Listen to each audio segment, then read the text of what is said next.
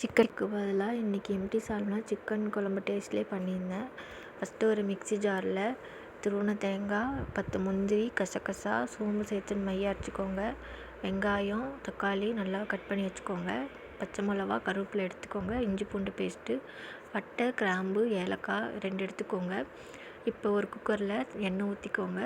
ஊற்றிட்டு இந்த பட்டை, கிராம்பு, ஏலக்காய் போட்டு நல்லா பொரிய விட்டுட்டு பச்சை மிளகா போட்டுக்கோங்க. அடுத்தது வெங்காயம் போட்டு நல்லா வதக்குங்க. இஞ்சி பூண்டு பேஸ்ட்டு போட்டு நல்லா வதக்கிட்டு தக்காளி போட்டு நல்லா வதக்குங்க.